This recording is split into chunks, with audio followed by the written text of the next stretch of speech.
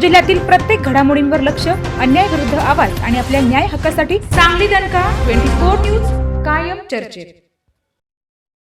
बनावट नंबर प्लेटचा वापर करून शासनाची फसवणूक करणाऱ्या दोघांविरुद्ध महात्मा गांधी चौक पोलीस ठाण्याने धडक कारवाई करत सुमारे 10,10,000 रुपयांचा आयशर टेम्पो जप्त केला आहे। या प्रकरणी आयुब शमशुद्दीन गोलंदाज व फिरोज आयुब गोलंदाज दोघे राहणार भारतनगर 100 फुटी रोड मिरज यांच्या विरुद्ध भारतीय न्याय संहिता कलम 318(2) व 3(5) अन्वये गुन्हा दाखल करण्यात आला आहे। दिनांक 20 जून रोजी भारतनगर परिसरात गस्ती दरम्यान police head constable Rahul Kshirsagar व पोलीस कॉन्स्टेबल अमोल तोडकर यांना नंबर प्लेटमध्ये खाडाखोड केलेला आयशर टेम्पो संशयास्पदरित्या जाताना दिसला।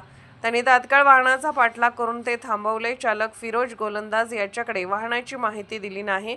पोलिसांनी ई-चलन प्रणालीद्वारे वाहनाची पडताळणी केली असता इंजिन व चेसिस क्रमांकामध्ये तफावत आढळून आले।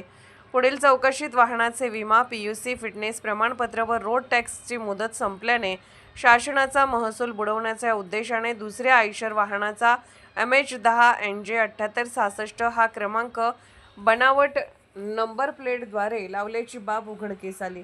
या कारवाईत बनावट नंबर प्लेटसह 10,10,000 रुपये किमतीचा आयशर टेम्पो जप्त करण्यात आला असून दोन्ही संशयितांना ताब्यात घेण्यात आले आहे। या गुन्ह्याचा पुढील तपास police head constable Rahul Kshirsagar करत आहेत।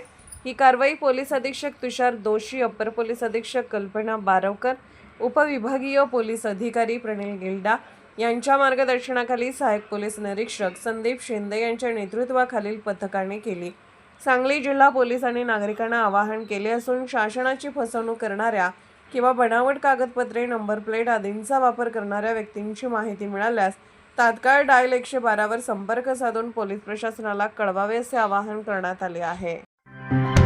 जिल्ह्यातील प्रत्येक घडामोडींवर लक्ष, अन्याय विरुद्ध आवाज आणि आपल्या न्याय हक्कासाठी सांगली दणका 24 न्यूज कायम चर्चेत।